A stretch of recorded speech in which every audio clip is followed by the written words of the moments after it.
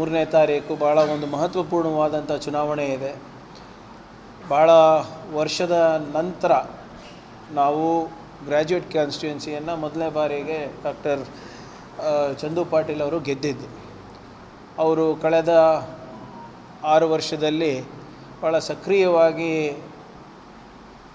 ಮತ್ತು ಪ್ರಾಮಾಣಿಕವಾಗಿ ಕೆಲಸ ಮಾಡಿ ಈ ಭಾಗದ ಜನರ ಸಮಸ್ಯೆ ಮತ್ತು ಯುವಕರ ಸಮಸ್ಯೆಯನ್ನು ಆಲಿಸಿ ಪ್ರಾಮಾಣಿಕವಾಗಿ ಕೆಲಸ ಮಾಡಿದ್ದಾರೆ. ಮತ್ತು ವಿಶೇಷವಾಗಿ ಅವರು ನಮ್ಮ ಕಲಬುರಗಿನಲ್ಲಿ ಅವರು ವಿದ್ಯಾಭ್ಯಾಸ ಮಾಡಿ ಇಲ್ಲಿ ಸಾಕಷ್ಟು ಜನರಿಗೆ ಚಿರಪರಿಚಿತರಿದ್ದಾರೆ. ಬೀದರ್ಗಿಂತ ಹೆಚ್ಚು ಜನ ಅವರಿಗೆ ಇಲ್ಲೇ ದೋಸ್ತರಿದ್ದಾರೆ, ಗುಲ್ಬರ್ಗನಲ್ಲೇ ಅವರು ಸ್ನೇಹಿತರು ಜಾಸ್ತಿ ಇದ್ದಾರೆ. ಸೊ ಹಾಗಾಗಿ ಚುನಾವಣೆಯಲ್ಲಿ ನಾವು ಖಂಡಿತವಾಗೂ ಅವರ ವರ್ಚಸ್ಸು ಮತ್ತು ನಮ್ಮ ಪಕ್ಷದ ಕಮಿಟ್ಮೆಂಟ್ ಏನಿದೆ ಅದನ್ನು ಜನರ ನೋಡಿ ಖಂಡಿತವಾಗಿ ನಮಗೆ ಮತ ನೀಡ್ತಾರೆ ಅಂತ ನನಗೆ ಸಂಪೂರ್ಣವಾದಂಥ ವಿಶ್ವಾಸ ಇದೆ. ಈಗಾಗಲೇ ನಮ್ಮ ಕಡೆಯಿಂದ ಈ 6th ಪೇ ಕಮಿಷನ್ ರಿಪೋರ್ಟನ್ನು ನಾವು ಇಂಪ್ಲಿಮೆಂಟ್ ಮಾಡಿ ಅದರಲ್ಲಿ ಸ್ಯಾಲರಿಯನ್ನು 30% ಜಾಸ್ತಿ ಮಾಡಬೇಕು ಟೀಚರ್ಸಿಗೆ ಅಂದ್ಬಿಟ್ಟು ಕೂಡ ನಾವು ಆಗಲೇ ಅದು ಶಿಫಾರಸನ್ನು ಬಂದಿದೆ.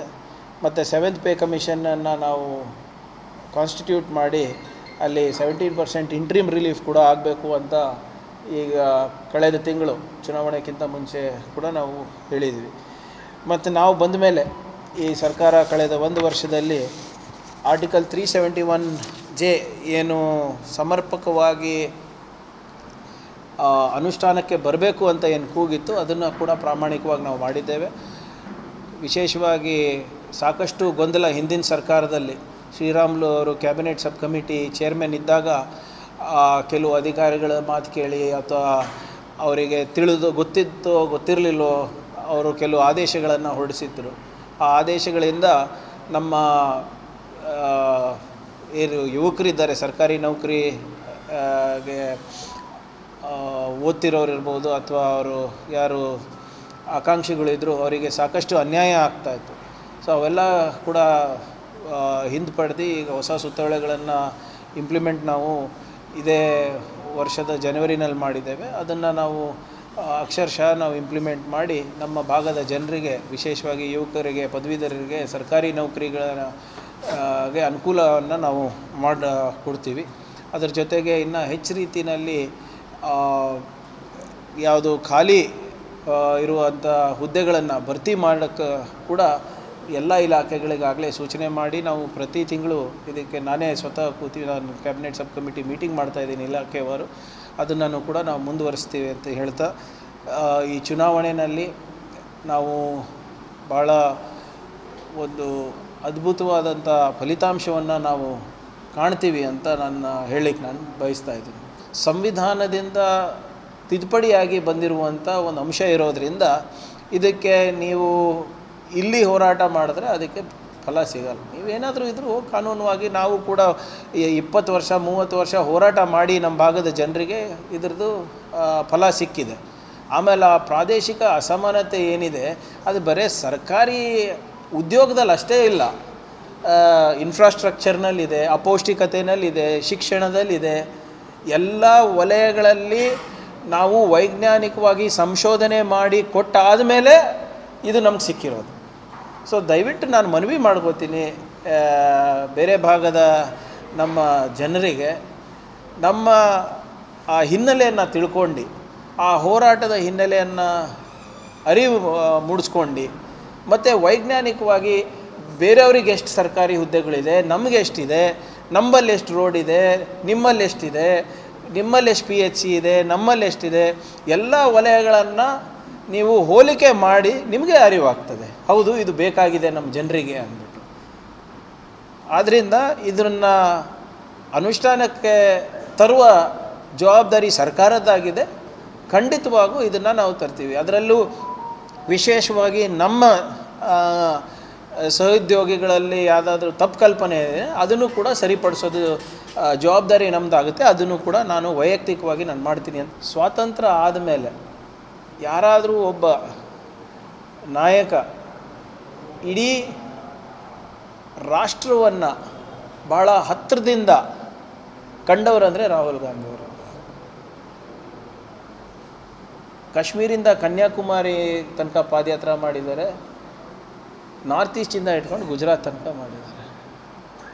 ಅಂದರೆ ಸುಮ್ಮನೆ ನಡ್ಕೊಂಡು ಹೋಗೋದಲ್ಲ, ಜನರ ಜೊತೆ ನಿಕಟವಾಗಿ ಸಂಪರ್ಕ ಮಾಡಿ, ಅವಲ್ಲಿ ರೈತರ ಜೊತೆ ಮಾತನಾಡಿ, ಕಾರ್ಮಿಕರ ಜೊತೆ ಮಾತನಾಡಿ, ಯುವಕರ ಜೊತೆ ಮಾತನಾಡಿ, ವಿದ್ಯಾರ್ಥಿಗಳು, ಮಹಿಳೆಯರು ಎಲ್ಲರೂ ಕೂಡ ಆ ಭಾರತ್ ಜೋಡೋ ಅಭಿಯಾನ್ ಅಂತ ಏನು ಅವ್ರು ಮಾಡಿದ್ರು, ಆ ಸಂವಿಧಾನ ರಕ್ಷಣೆಗೆ, ಆರ್ಥಿಕ ಅಸಮಾನತೆಗೆ, ನಿರುದ್ಯೋಗಕ್ಕೋಸ್ಕರ ಮತ್ತು ಸಾಮಾಜಿಕ ನ್ಯಾಯಕ್ಕೋಸ್ಕರ ಏನು ಮಾಡಿದ್ರು, ಅವರಿಗೆ ಇಡೀ ದೇಶದ ನಾಡಿ ಮಿಡಿತ ಗೊತ್ತಾಗಿದೆ ಕಳೆದ 1.5-2 ವರ್ಷದಲ್ಲಿ. ಸೊ ಬೈ ಡಿಫಾಲ್ಟ್ ನೀವೇ ನೋಡಿದ್ದೀರಿ, ಇವೆಲ್ಲ ಅರೇಂಜ್ಡ್ ಕ್ರೌಡ್ ಅಲ್ಲ, ಅದು ಸ್ವಪ್ರೇರಣೆಯಿಂದ ಭಾಳಷ್ಟು ಜನ ಅವ್ರ ಜೊತೆ ನಡೆದ್ರು. ಯಾರು ಅವ್ರ ವಿರೋಧಿಗಳಿದ್ರು ಅವರು ಕೂಡ ಬಂದು ಅಲ್ಲೇ ಪಾಲ್ಗೊಂಡ್ರು. ಸೊ ಸಹಜವಾಗಿ ನಮ್ಮ ಪಕ್ಷದ ಅನ್ಚಾಲೆಂಜ್ಡ್ ಲೀಡರ್ ಇದ್ದಾರೆ, there is no doubt. So ಅದಕ್ಕೆ ಖರ್ಗೆ ಸಾಹೇಬರು ಭಾಳ ಸ್ಪಷ್ಟವಾಗಿ ಹೇಳಿದರೆ, ನಮ್ಗೆ ಬಹುಮತ ಬಂದರೆ ಅವರ ಆಯ್ಕೆ ರಾಹುಲ್ ಗಾಂಧಿ ಅಂತ ಹೇಳಿದ್ದಾರೆ. ರಾಹುಲ್ ಗಾಂಧಿ ಅವರಿಗೂ ಕೂಡ ಲಾಸ್ಟ್ ಟೈಮ್ ಯಾರೋ ಹೀಗೆ ಪ್ರಶ್ನೆ ಕೇಳಿದಾಗ ಪಕ್ಷ ತೀರ್ಮಾನ ಮಾಡುತ್ತೆ ಅಂತ ಹೇಳಿದ್ದಾರೆ. ಈಗ ರಾಹುಲ್ ಗಾಂಧಿ ಅವರು ಇಡೀ ದೇಶವನ್ನು ಅಡ್ಡಾಡಿದ್ದಾರೆ, ಜನರ ಜೊತೆ ನೇರವಾಗಿ ಸಂಪರ್ಕ ಬೆಳೆಸ್ಕೊಂಡಿದ್ದಾರೆ. ಅವರು ಮುಂಚೆ ಏನು BJP ಅವ್ರ ಇಮೇಜನ್ನು ಟಾರ್ನಿಷ್ ಮಾಡಲಿಕ್ಕೆ, ಡ್ಯಾಮೇಜ್ ಮಾಡಲಿಕ್ಕೆ ಏನೆಲ್ಲ ಪ್ರಯತ್ನ ಮಾಡಿದ್ರು BJP ಅವರು 10 ವರ್ಷ ಆಡಳಿತ ಮಾಡಿ ಒಂದು ಪಾದಯಾತ್ರೆ ಮಾಡಲಿಕ್ಕಾಗಿಲ್ಲ. ಇಲ್ಲದ್ರೆ ಮಾಡ್ಬೋದಾಗಿತ್ತಲ್ಲ. ಅವರು ನಮ್ಮ ಯೋಜನೆಗಳು ಭಾಳ ಚೆನ್ನಾಗಿದೆ. ಸ್ವತಂತ್ರ ಆದ ನಂತರ ಪ್ರಧಾನಮಂತ್ರಿ ಮೋದಿಯವರೇ ಭಾಳ ಬಲಿಷ್ಠವಾದಂಥ ಪ್ರಧಾನಿ ಅಂತ ಹೇಳ್ಕೊಂಡು ಓಡಾಡೋರು ಇನ್ನು ಮಿಜೋರಾಮ್ ಹೋಗೋಕ್ಕಾಗಿಲ್ಲ, ಕಾಶ್ಮೀರಲ್ಲಿ ಅಡ್ಡಾಡೋಕ್ಕಾಗೋದಿಲ್ಲ ಅವರು ವಿತೌಟ್ ಸೆಕ್ಯೂರಿಟಿ. ತಮಿಳ್ನಾಡಿಗೆ ಎಂಟ್ರಿ ಮಾಡೋಕ್ಕಾಗಲ್ಲ, ಕೇರಳನಲ್ಲಿಲ್ಲ, ತಮಿಳ್ನಾಡು ತೆಲಂಗಾಣ ಇಲ್ಲ, ಆಂಧ್ರ ಇಲ್ಲ. ಎಲ್ಲೇ ಇವರು ಬರೇ ಈ ಸಾಮಾಜಿಕ ಜಾಲತಾಣ ಮತ್ತು ಒಂದು ನ್ಯಾರೇಟಿವ್ ಬಿಲ್ಡಿಂಗಲ್ಲೇ ಕೊಟ್ಟಿದ್ದಾರೆ. ಧ್ಯಾನ ಬೇರೆ ಕುಂತಿದ್ದಾರೆ. ಮಣಿಪುರ್ನಲ್ಲಿ ಫ್ಲಡ್ಸ್ ಆಗ್ತಾಯಿದೆ. ಈಗನ ಹೋಗ್ಬೋದಲ್ಲ, ಆವಾಗ ಸುಟ್ಟಿ ಬೂದಿ ಆಗಬೇಕಾದ್ರೂ ಹೋಗಿಲ್ಲ. ಈಗ ಪ್ರವಾಹ ಬಂದಾಗ ಕೂಡ ಈಗ ಧ್ಯಾನ ಕುಂತಿದ್ದಾರೆ. ಈಗ ನನಗೆ ಅರ್ಥನೇ ಆಗಲ್ಲ ಅಪ್ಪ, ಎಲ್ಲ ಮೋದಿಯವರ ಖಾಸಗಿ ಏನು ವಿಚಾರಗಳಿರ್ತವೆ ಅದು ಪಬ್ಲಿಕ್ ಡಿಬೇಟಿಗೆ ಹೆಂಗೆ ಬರುತ್ತೆ ಅಂತ. ಅವ್ರ ತಾಯಿಗೆ ನೋಡ್ಕೊಂಡು ಹೋದ್ರು ಕ್ಯಾಮ್ರಾಮ್ಯಾನ್ ಹೋಗ್ತಾನೆ, ಅವ್ರು ಹಾಲಿಡೇಗೆ ಹೋದ್ರು ಕ್ಯಾಮ್ರಾಮ್ಯಾನ್ ತೊಗೊಂಡು ಹೋಗ್ತಾರೆ. ಅವ್ರ ಮನೆಯಲ್ಲಿ ಕರೋನಾ ಸಂದರ್ಭದಲ್ಲಿ ಯಾವುದು ನವಿಲಿಗೆ ಏನು ಸ್ವಲ್ಪ ಆಹಾರ ಹಾಕ್ತಾಯಿದ್ರು, ಕ್ಯಾಮ್ರಾ ಇರ್ತಾವ. ಆಗ ಗೋಗಳಿಗೆ ಮೇವು ಹಾಕಿದ್ರು ಇರ್ತಾವ. ಎಲ್ಲಿಂದ ಬರ್ತಾವೆ ಇವರೆಲ್ಲ? ಆಮೇಲೆ ಏನು ನೀವು ನೋಡ್ಬೇಕು, ನಿನ್ನೆ ಅವ್ರು ಧ್ಯಾನ ಮಾಡೋದು 4 ಸರಿ ಆ ಪೀಠ ಚೇಂಜ್ ಇದು ಕುರ್ಚಿ ಚೇಂಜ್ ಆಗ. ಯಾವುದ್ರ ಮೇಲೆ ಕೂಡ್ತಾರೆ, ಒಂದು ಸರಿ ಮ್ಯಾಟ್ ಅದ, ಒಂದು ಸರಿ ಕುರ್ಚಿ ಅದ, 3 ಸರಿ ಬಟ್ಟೆ ಬದಲಾಯಿಸಿದ್ದಾರೆ, 10 ಕ್ಯಾಮ್ರಾ ಆ್ಯಂಗಲ್ಗಳು ಅದ. ಇದೆಲ್ಲ ನಿಮ್ಗೆ ಗೊತ್ತಾಗ್ತದೆ ನೋಡ್ರಿ ನಮ್ಗಿಂತ ಚೆನ್ನಾಗಿ. ನಮ್ಮಂಥವ್ರಿಗೆ ಕಾಣ್ತದಲ್ಲ, ಮಿನಿಮಮ್ 9 ಆ್ಯಂಗಲ್ 10 ಆ್ಯಂಗಲ್ ಇದೆ ಅಂದರೆ ಅಟ್ಲೀಸ್ಟ್ ಒಂದು 12 ಕ್ಯಾಮ್ರಾ ಇರಬೇಕಂತ. ಹೆಂಗೆ ಗೊತ್ತಾಗ್ತದ್ರಿ? ಇವ್ರದ್ದೆಲ್ಲ ಖಾಸಗಿ ಇದು. ಒಬ್ಬ ತಾಯಿಗೂ ಭೇಟಿ ಆಗಬೇಕಾದ್ರೂ ಕ್ಯಾಮ್ರಾಮನ್ ಕರ್ಕೊಂಡು ಹೋಗ್ತಾರಂದ್ರೆ ನಾವು ಏನು ಹೇಳ್ಬೇಕಪ್ಪ ಇವರಿಗೆ? ನಿಮ್ಮ ಭಕ್ತಿ ಏನಿದೆ ಅದು ನಿಮ್ಮ ಪರ್ಸ್ನಲ್ ವಿಚಾರ, ನಿಮ್ಮ ಆಚರಣೆ ಏನಿದೆ ನಿಮ್ಮ ಪರ್ಸ್ನಲ್ ವಿಚಾರ. ನೀವು ಎಲ್ಲದಕ್ಕೂ ನೀವು ಈ ಕ್ಯಾಮ್ರಾ ಇರಲಾರ್ದೆ ಅವ್ರ ಜೀವನನೇ ನಡೆಯೋದಿಲ್ಲ ಅಂದಂಗೆ ಆಗಿಬಿಟ್ಟಿದೆ. ಅದು ಇಲ್ಲಿವರೆಗೂ ಅವ್ರ ಡಿಗ್ರಿ ಎಲ್ಲಿದೆ ಅಂತ ಹುಡುಕ್ತಾ ಇದ್ದಾರೆ, ಅದು ಸಿಗ್ತಾ ಇಲ್ಲ. ಫೋಟೋ ಶೂಟೇ ಅವ್ರದ್ದು, ಇಲ್ಲಿವರೆಗೂ ಫೋಟೋ ಶೂಟೇ ಇವರೇ. ಈಗ ಅಲ್ಲಿ ಬಾರ್ಡ್ರಿಗೆ ಹೋದರೂ ಫೋಟೋ ಶೂಟೇ, ನೀರಾಗ ಕೂತರು ಫೋಟೋ ಶೂಟೇ. ಅವರು ಇಲ್ಲಿವರೆಗೂ ನಾನು ಅವತ್ತಿಂದ ಹೇಳ್ತಾ, ಪ್ರಧಾನಮಂತ್ರಿ ಅಲ್ಲ ಇವರು, ಪ್ರಚಾರ ಮಂತ್ರಿ. ಪ್ರಚಾರ ತಗೊಳೋದ್ರಲ್ಲಿ ನಂಬರ್ 1. ಹೆಂಗ್ರಿ ನೀವೇ ಹೇಳಿ, ಯಾವುದೋ ಒಂದು ಟನಲ್ ಉದ್ಘಾಟನೆ ಆಗ್ತದೆ, ದೊಡ್ಡ ರೋಡು ಸೇತುವೆ ಎಲ್ಲ ಉದ್ಘಾಟನೆ ಒಬ್ಬರೇ ಇರ್ತಾರಲ್ಲ, ಆ ಸಂಬಂಧಪಟ್ಟ ಮಂತ್ರಿನೂ ಇರೋದಿಲ್ಲ. ಅಟ್ಲೀಸ್ಟ್ ಪ್ರೋಟೋಕಾಲಿಗೆ ಹೌದಪ್ಪ ನಾವೆಲ್ಲ ಒಂದು ಟೀಮ್ ಇದ್ದೀವಿ ನಾವೆಲ್ಲ. ಈಗ ನೀವು ನೋಡಿದ್ದೀರಿ ಯಾವ ಪ್ರಧಾನಮಂತ್ರಿ ಇಲ್ಲಿವರೆಗೂ ಏಕಚಕ್ರಾಧಿಪತಿ ಥರ ಹೋಗಿ ಬಂದಾರೆ ಹೇಳಿ? ಆ ಸೇತುವೆ ಇನಾಗ್ರೇಷನ್ಗೆ ಒಬ್ಬರೇ ಇರ್ತಾರೆ. ಯಾವ ಬಿಲ್ಡಿಂಗ್ ಇನಾಗ್ರೇಷನಿಗೆ ಒಬ್ಬರೇ ಇರ್ತಾರೆ. ಇದನ್ನು ಅರ್ಥನೇ ಆಗಲ್ಲಪ್ಪ ಇವ್ರದ್ದು. ಪ್ರಚಾರ ಮಂತ್ರಿ ಅನ್ನಲಿಲ್ಲ ಅಂದರೆ ಇನ್ನೇನಂತೀರಿ ಹೇಳ್ರಿ ಇವ್ರಿಗೆ. ಪ್ರಜ್ವಲ್ ರೇವಣ್ಣ ವಿಚಾರದಲ್ಲಿ ಮುಂಚೆ ಸಾಕಷ್ಟು ಊಹಾಪೋಹಗಳಿತ್ತು. ಆದರೆ ಇವಾಗ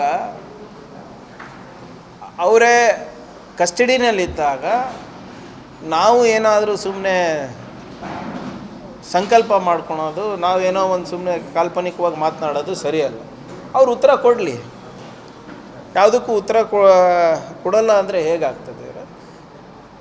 ಈಗ ಜೂನ್ 6 ತನಕ ಅವರಿಗೆ ಕಸ್ಟಡಿನಲ್ಲಿದೆ. ಕಸ್ಟಡಿನಲ್ಲಿ ಏನೇನು ಸವಾಲುಗಳು ಕೇಳ್ತಾರೆ ನೋಡೋಣ, ಅದ್ರ ಉತ್ತರ ಮೇಲೆ ನಾವು ಇದು ಮಾಡೋಣ. ಆದರೆ ರೇವಣ್ಣ ಅವರಿಗೆ ಬೇಲ್ ಸಿಕ್ಕಿದೆ, ಭವಾನಿ ಅವರು ಮಿಸ್ಸಿಂಗ್ ಇದ್ದಾರೆ, ಇವರು ಕಸ್ಟಡಿನಲ್ಲಿದ್ದಾರೆ. ಸೊ ಯಾರ್ಯಾರು ಮೇನ್ ಅಕ್ಯೂಸ್ಡ್ ಇದ್ದಾರೆ ಎಲ್ಲರೂ ಕೂಡ ಇವತ್ತಿಲ್ಲ ನಾಳೆ ಕಾನೂನಿನ ಚೌಕಟ್ಟಿನಲ್ಲಿ ಇರ್ತಾರೆ, ವ್ಯಾಪ್ತಿನಲ್ಲಿರ್ತಾರೆ. ಅವ್ರೇನು ಉತ್ತರ ಕೊಡ್ತಾರೆ ಅದ್ರ ಮೇಲೆ ನಾವು ನೋಡೋಣ ಅಂತ. ವೀಕ್ಲಿ ರಿಪೋರ್ಟ್ ಕಳಿಸ್ಬೇಕನ್ಸುತ್ತೆ ಮೇಲ್ಗಡೆ ಅವರು, ನಾವು ಇಷ್ಟು ಜನಕ್ಕೆ ಬೈದಿದ್ದೀವಿ, ಹಿಂಗೆ ಹೇಳಿದ್ದೀವಿ, ಹಂಗೆ ಮಾಡಿದ್ದೀವಿ ಅಂತ. ಸೊ ಅಷ್ಟಕ್ಕೆ ಅವ್ರು ಸೀಮಿತ ಇದ್ದಾರೆ. ಅವರೇ ಉಳಿಯಲ್ಲ. ಯತ್ನಾಳವರು ನನ್ನ ಬಗ್ಗೆ ಎಷ್ಟು ಪ್ರೀತಿ ತೋರಿಸ್ತಾ ಇದ್ದಾರೆ, ನನಗಿಂತ ಹೆಚ್ಚು ಪ್ರೀತಿ ವಿಜೇಂದ್ರ ಮೇಲಿದೆ ಅವರಿಗೆ.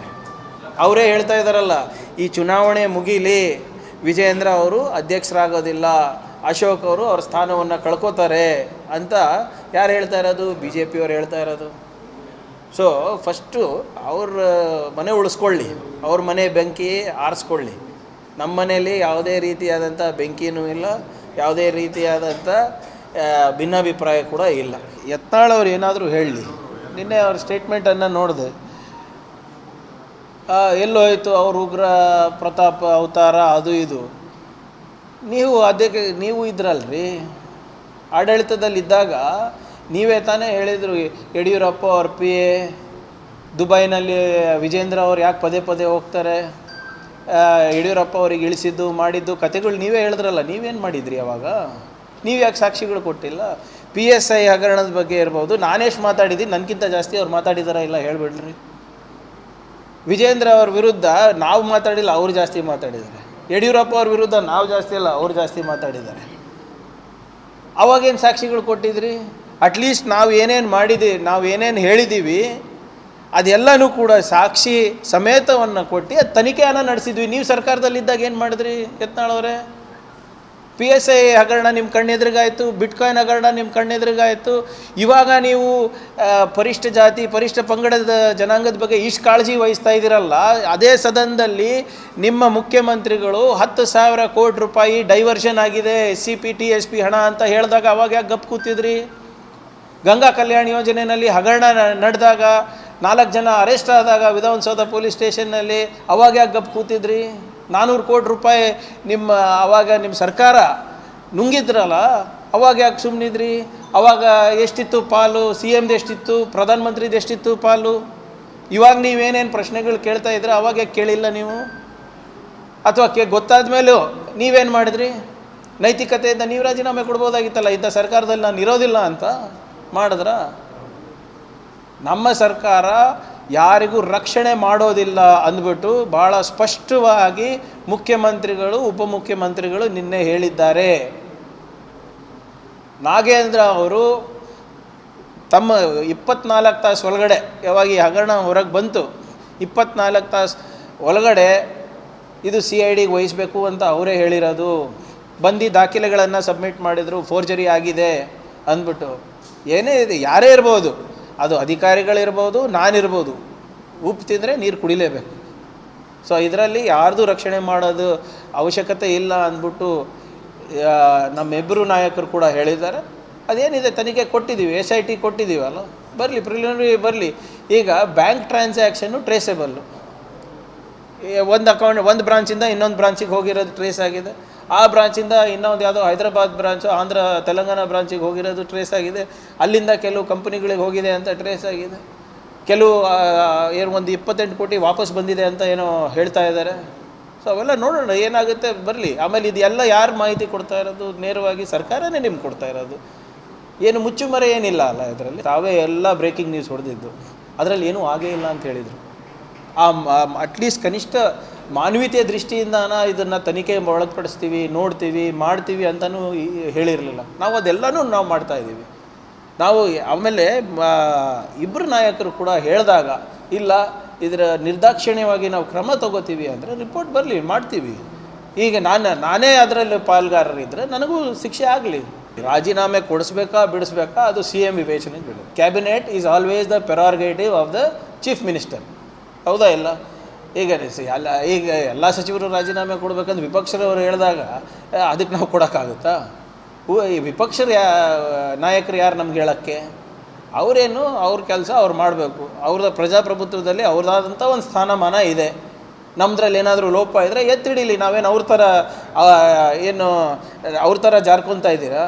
ಸ್ವಲ್ಪ ದಯವಿಟ್ಟು ಅವ್ರ ಆಡಳಿತ ನಡೆಸಬೇಕಾದ್ರೆ ಏನೇನು ಮಾಡಿದ್ರು ಹೇಳಿಬಿಡ್ರಿ. ಇದೇ ಹಗರಣಗಳು ಆಗ್ತಾ ಇದ್ದಾಗ ಏನಂದ್ರು ಅವರು ಅದರಲ್ಲಿ ನಿಮ್ಮ ಕಾಲದಲ್ಲಿ ಆಗಿಲ್ವಾ, ನಿಮ್ಮ ಕಾಲದಲ್ಲಿ ಆಗಿಲ್ಲ ಅಂದ್ಕೊಂಡು ಜಾರ್ತಾ ಇದ್ರ? ಇಲ್ಲ, ನಾವು ಹಂಗೆ ಹೇಳ್ತಾ ಇದ್ದೀವ? ಒಂದು ಜವಾಬ್ದಾರಿ ಸ್ಥಾನಮಾನದಲ್ಲಿ ಇದ್ದೀವಿ, ನಾವು ಸರ್ಕಾರ ನಡೆಸ್ತಾ ಇದ್ದೀವಿ. ನಿಮ್ಮ ಕಾಲದಲ್ಲಿ ಇಷ್ಟು ಕೋಟಿ ಆಯಿತು, ನಮ್ಮ ಕಾಲದಲ್ಲಿ ಇಷ್ಟು ಕೋಟಿ ಆಯಿತು, ನಿಮ್ಮ ಕಾಲದಲ್ಲಿ 500 ಕೋಟಿ ಆಯಿತು, ನಮ್ಮ ಕಾಲದಲ್ಲಿ ಬರೀ 100 ಕೋಟಿ ಆಗಿದೆ ಅಂತ ನಾವು ಹೇಳೋಕ್ಕಾಗತ್ತಾ? That is not the way to run government. ಆಮೇಲೆ ನಾವು ಜಾರ್ಕೊಳ್ತಾನೂ ಇಲ್ಲ, ವಿ ವಿಲ್ ಡೂ ಇಟ್. ಹಲವಾರು ಕಾರ್ಪೊರೇಷನ್ಗಳು, ನಿಗಮಗಳು ಇರ್ತವೆ ನಮ್ಮ ಇದರಲ್ಲಿ. ಆಮೇಲೆ ಎಲ್ಲನೂ ಇಂಡಿಪೆಂಡೆಂಟಾಗಿ ನಡೀತದೆ. ಸರ್ಕಾರಕ್ಕೆ ಅವರು ಕ್ವಾರ್ಟರ್ಲಿ ರಿಪೋರ್ಟನ್ನು ಕೊಡ್ತಾರೆ ಅಥವಾ ಯಾವಾಗ ಇವ್ರು ರಿವ್ಯೂ ಮಾಡ್ತಾರೆ ಅವಾಗನ ಕೊಡ್ತಾರೆ. ಯಾವುದೂ ಕೂಡ ಡೈಲಿ ಬೇಸಿಸ್, ಡೈಲಿ ಟ್ರಾನ್ಸಾಕ್ಷನ್ಸ್ ಇಲ್ಲ. ಎಲ್ಲರಿಗೂ ಅವ್ರದ್ದಾದಂಥ ಒಂದು ಫೈನಾನ್ಷಿಯಲ್ ಡಿಸ್ಕ್ರಿಷನ್ ಅಂತ ಇರುತ್ತೆ. MD ಒಂದಿರುತ್ತೆ, ಅಧ್ಯಕ್ಷರಿಗೆ ಒಂದಿರುತ್ತೆ, ಪ್ರಿನ್ಸಿಪಲ್ ಸೆಕ್ರೆಟರಿಗೆ ಒಂದಿರ್ತದೆ, ಮಿನಿಸ್ಟರಿಗೆ ಇರ್ತದೆ. ಅವ್ರವ್ರ ಫೈನಾನ್ಷಿಯಲ್ ಡಿಸ್ಕ್ರಿಷನರಿ ಪವರ್ಸ್ ಮೀರಿ ಯಾರು ಕೆಲಸ ಮಾಡೋಕ್ಕಾಗಲ್ಲ. ಆಮೇಲೆ ಇದು ಕಾರ್ಪೊರೇಷನ್ಗಳಲ್ಲಿ ಹಿಂಗೆ ಆಗಿದ್ರೂ ನೇರವಾಗಿ ಡಿಪಾರ್ಟ್ಮೆಂಟಿಗೆ ಇರ್ಬೋದು, ಸರ್ಕಾರಕ್ಕೆ ಇರ್ಬೋದು, ನೇರವಾಗಿ ಗೊತ್ತಾಗೋದಿಲ್ಲ. ಅದು ನೀವು ಹೇಳ್ದಂಗೆ ಯಾವಾಗ ಕ್ವಾರ್ಟರ್ಲಿ ರಿಪೋರ್ಟ್ ಬರುತ್ತೋ ಅಥವಾ ಯಾರನ್ನ ಹಿಂಗೆ ಹೇಳ್ತಾರೋ ಆವಾಗ ಗೊತ್ತಾಗುತ್ತೆ. ಬಟ್ ಅಲ್ಲಿನ ಅಧಿಕಾರಿಗಳು ಯಾರಿದ್ದಾರೆ, MD ಇರ್ಬೋದು, ಅವರು ಇರ್ಬೋದು, ಇವ್ರು ಇರ್ಬೋದು, ಅವರು ಎಚ್ಚೆತ್ಕೋಬೇಕು. ನಮ್ಮ ಸಿಗ್ನೇಚರ್ ಫೋರ್ಜರಿ ಆಗ್ತಾ ಇದೆಯಾ ಇಲ್ಲ, ನಮ್ಮಿಂದ ನಮ್ಮ ಅಕೌಂಟಿಂದ ಇನ್ನೊಂದಿಗೆ RTGS ಆಗ್ತಾ ಇದೆ, ಅದಕ್ಕಂತ ಚೀಫ್ ಅಕೌಂಟ್ಸ್ ಆಫೀಸರ್ ಇರ್ತಾರೆ, ಅವ್ರ ಕೆಳಗಡೆ ಸೆಂಟರ್ ಸೆಕ್ರೆಟರಿ ಇರ್ತಾರೆ, ಸಾಕಷ್ಟು ಜನ ಇರ್ತಾರಲ್ಲ. ಸೊ ಲೋಪ ಆಗಿದೆ, there is no doubt in that.